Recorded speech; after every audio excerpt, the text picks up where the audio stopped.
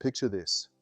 You arrive at the site to value the contractor's monthly progress claim, only to find the gates chained, new padlocks on, and a notice from the developer's financier pinned to the fence.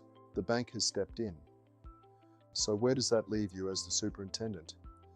Here are the key takeaways every Queensland superintendent needs to understand. First, your authority is tied to the principal.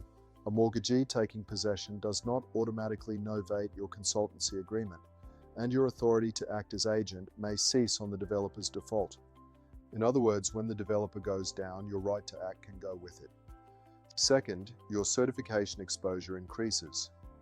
Your protection from personal liability flows from acting as the principal's agent, so your acts are the principal's acts. Once default strips that authority away, you may be certifying with no principal behind you. If a contractor relies on a certificate you had no authority to issue, you can be personally exposed through a claim in negligence or for breach of your implied warranty of authority. So before you sign that next certificate, stop and ask who your principal actually is. Third, if you're chasing unpaid fees, target your BIF Act claims carefully.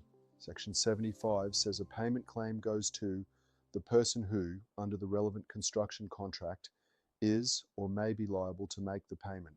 The test is tied to liability under the contract, not simply who your original counterparty was. So could the incoming mortgagee be that person? In most cases, no. Taking possession may or may not make the bank liable for your fees.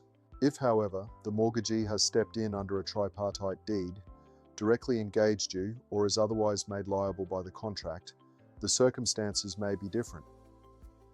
The safe move.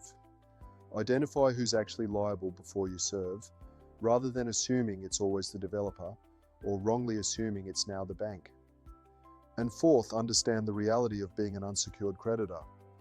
Without specific contractual protections or step-in agreements, your outstanding fees for prior contract administration often rank as unsecured debts in the developer's insolvency.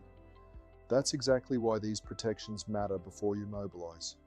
So when the padlocks change, your position can shift instantly, from contract administrator to exposed creditor. If you're facing this scenario, it's well worth getting proper construction law advice before your next move.